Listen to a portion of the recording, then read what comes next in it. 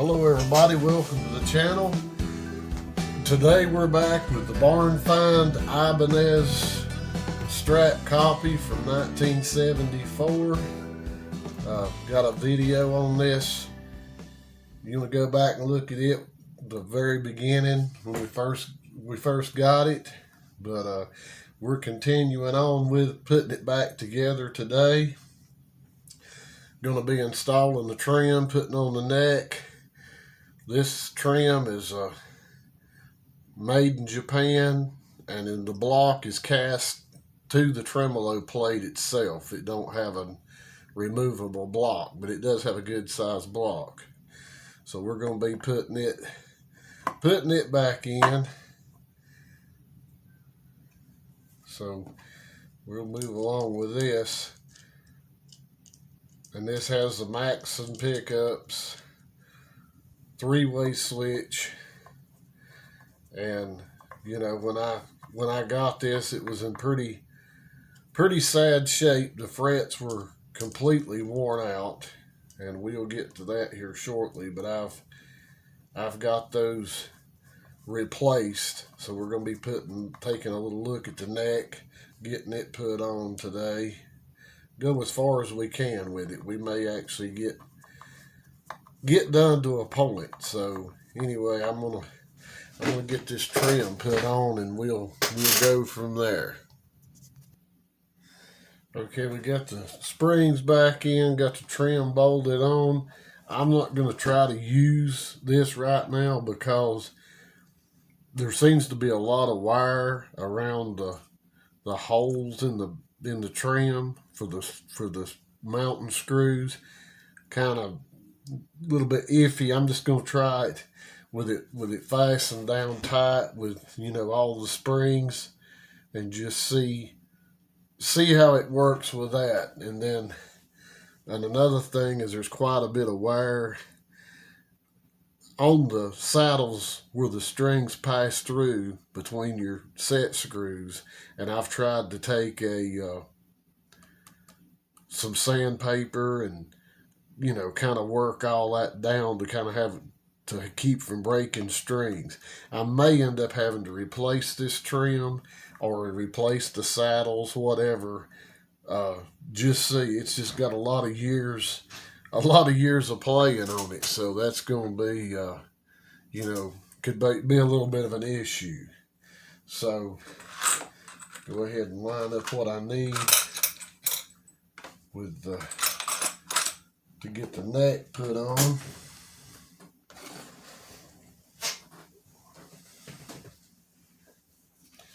Okay, here's a look at the neck after I got the new frets put in. The old frets were worn down. I didn't even try to even put strings on it before, just because of the condition of the old frets. It wasn't playable. They were worn plumb down. So anyway, I've put some kind of medium jumbo to jumbo size frets on it. And one reason for going with such tall frets, there's quite a bit of play wire on this neck that's pretty cool, and I don't know if the light's going to show any of it or not. I'll try to turn it, but you can feel it more than see it right now. But you can kind of see a lot of play wire on this neck, and I didn't want to to lose that. I wanted to keep all that wire. So the neck, the fretboard actually had a little bit of, it wasn't completely flat. It actually needed to be re-radiused and flattened out, but I didn't want to lose that. So I used the tall frets to take up for that, so I could level the frets even to the fretboard. With a small fret, it would have been hard to do that. So that was the reason. I've also replaced the nut. It was worn out. And then, I've got to finish that. That's just put in. So that's where I'm at with the neck. And then I've got some tuners that we're going to install on here as well. So I'll get this neck put on. On this neck, I ended up with having to use converter bushings because somebody has previously drilled these out to the bigger size. So I had two different styles, kind of. This style, the kind of are bigger as far as the outside diameter, but they're also bigger around the base. I'd actually have to ream these out more, and it's kind of six one way, half a dozen the other. These fit in a little better, but I could actually put these. I think I'll save these for another project and just use these right here, which will look fine. What the tuners we're using are just the classic style, like the Clusen style tuners. I think overall I've used all kinds of tuners, and as far as a Fender style guitar, these just beat everything else. But these are really, really nice tuners, so they're gonna, and I'll show you another benefit to that in a minute. So I'll go ahead and get these bushings put in. Now the back side of this neck somewhat resembles I don't know what. Kind of looks like some Swiss cheese or something, where there's been so many different types of tuners put on that it's left all these holes. So the advantage to using these tuners like this is they're pretty much going to cover all these holes, I think. Yeah, they're pretty much going to cover these holes. So I'll probably go ahead, take some toothpicks, some glue, go ahead and fill these holes, and then we'll drill new holes to get our tuners in. I think they're all going to line up okay. When you start changing, when you got a copy of something, it necessarily isn't always going to line up perfect. I think these are going to work. There's a little bit of space there, but think they're going to work out. So let me fill up some of this Swiss cheese. All right, we're about to get this going. I've got one more screw to put in,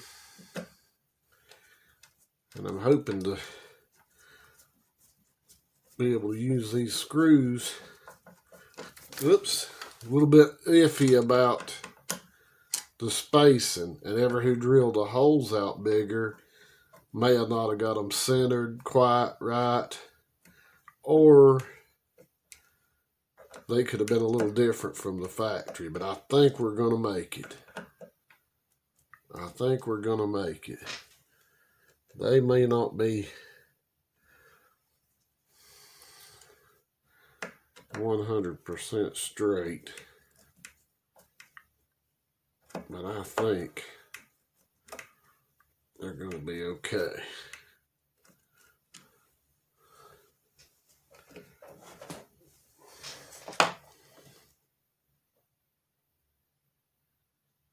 Those are acting a little bit hateful.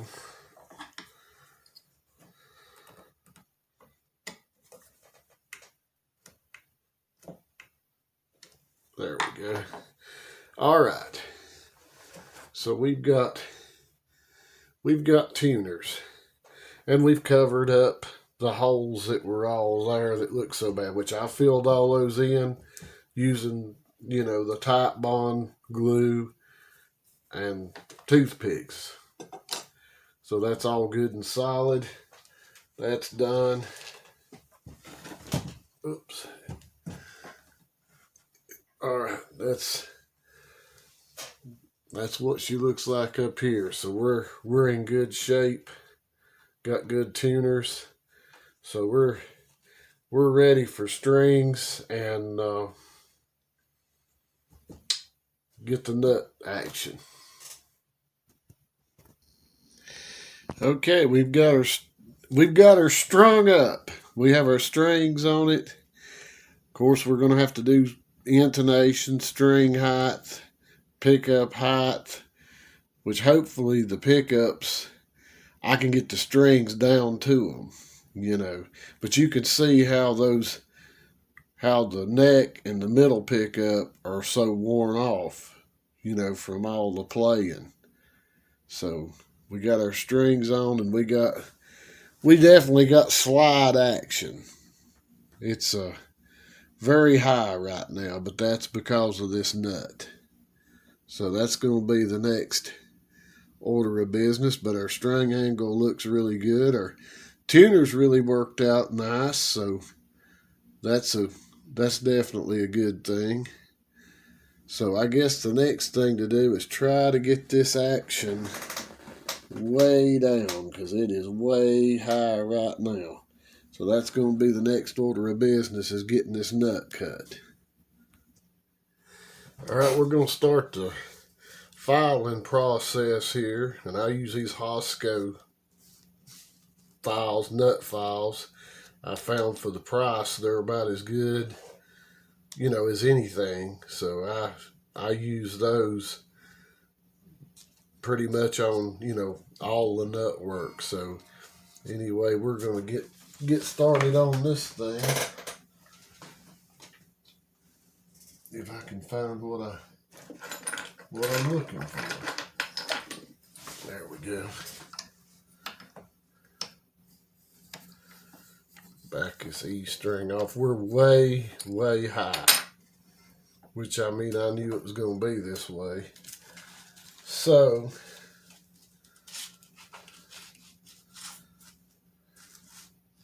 the only thing about these files is you have to be careful, because one side is one size and one side is the other size.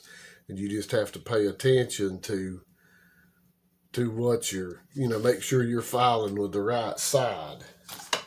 And then being left-handed, you know, everything's going to be wrong.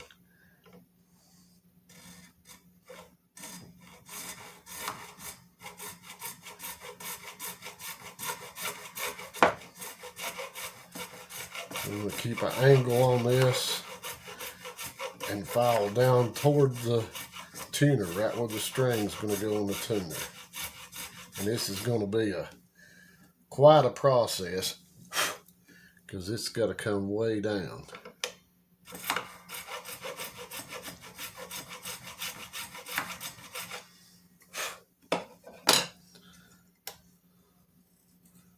Way down.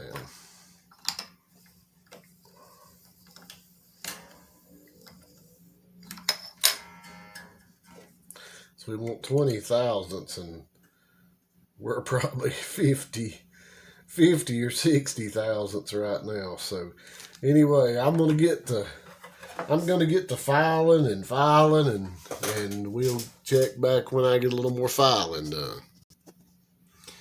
Okay, guys, I'm slowly getting there with this thing. And it's gonna be slow. So you know, we're getting down pretty deep in the nut right here.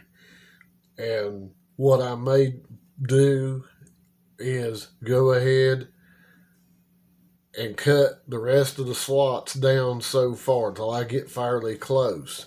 Then come back in, you know, with the strings off, come back in and sand this on down closer.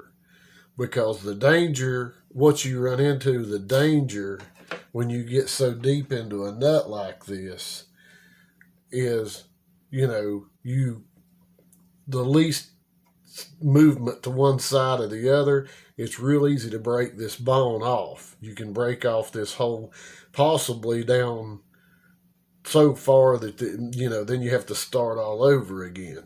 So what I usually do, if I get down, you know, I'm not much to take one off the bottom, but take much off the bottom. I take some, but generally I'll put the nut on and then work down from the top and then cut off what I need. That's just the way I do it. I don't know why, but that's just, you know, I don't guess there's a right and wrong way as long as the end result's the same. So this video is going to be way out there too long.